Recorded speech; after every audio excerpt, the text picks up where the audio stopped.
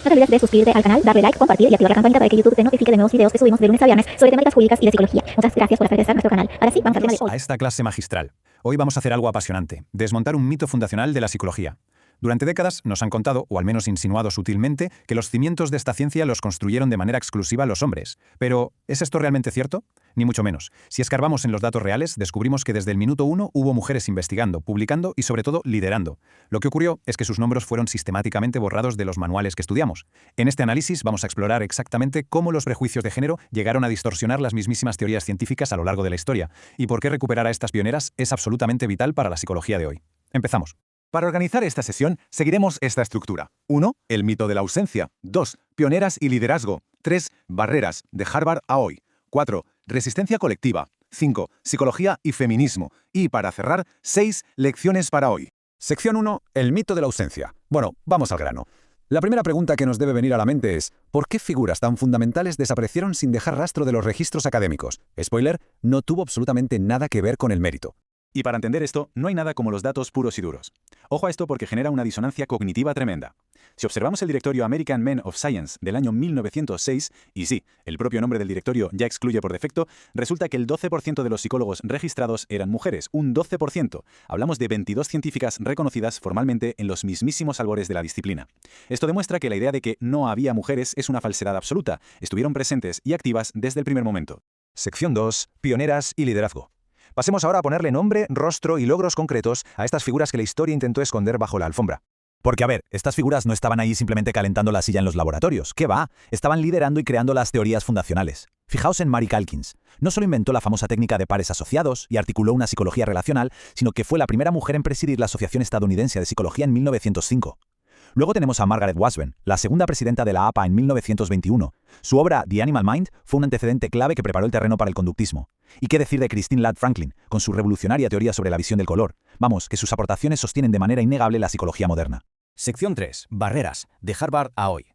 Si eran investigadoras tan brillantes, es imperativo entender el profundo porqué de su invisibilización. Escuchad bien esta cita de G. Stanley Hall, que era toda una eminencia psicológica en su época, porque pone los pelos de punta. Él afirmaba que la mujer universitaria usaría toda su energía vital en detrimento de su descendencia. Literalmente, la academia más prestigiosa difundía activamente el mito de la inferioridad mental y vendía la falacia de que el esfuerzo intelectual causaba daño reproductivo. Se hablaba de una especie de incompatibilidad útero-cerebro, sugiriendo en serio que la educación superior conduciría al suicidio de la raza. Y ojo, estas no eran opiniones marginales de cuatro exaltados, eran las teorías hegemónicas de la época. Distorsionaban el conocimiento científico para justificar que las mujeres no entraran a las aulas. Pero claro, esto no es solo historia antigua. Esas barreras encuentran un eco clarísimo en la actualidad. Históricamente, tenemos obstáculos de manual. Harvard permitiendo que Mary Calkins cumpliera todos y cada uno de los requisitos de su doctorado para luego negarle el título oficial simplemente por ser mujer. O las altísimas barreras sociales, que llevaban a muchas a optar por la soltería o a formar los llamados matrimonios bostonianos para esquivar el imperativo doméstico. Y si miramos al presente, las cosas han mejorado, por supuesto, pero quienes emprenden hoy carreras académicas siguen chocando contra techos de cristal institucionales. Sigue existiendo ese reto monumental de cuadrar la carrera investigadora, el exigente tenure track, con una carga mental doméstica que a menudo sigue desequilibrada. Las barreras de Calkins resuenan un montón con las disparidades profesionales de hoy. Sección 4. Resistencia colectiva. Porque hay un detalle crucial en esta historia. Estas pioneras no fueron en absoluto víctimas pasivas. Ante un mundo académico que les cerraba las puertas en las narices, supieron organizarse. Tejieron redes colectivas de supervivencia impresionantes en universidades femeninas como Smith o Wellesley y en focos de reforma social como la Hull House. Fueron verdaderas estrategas, utilizando opciones de vida transgresoras, desde la soltería elegida hasta las alianzas de convivencia entre académicas para salir adelante.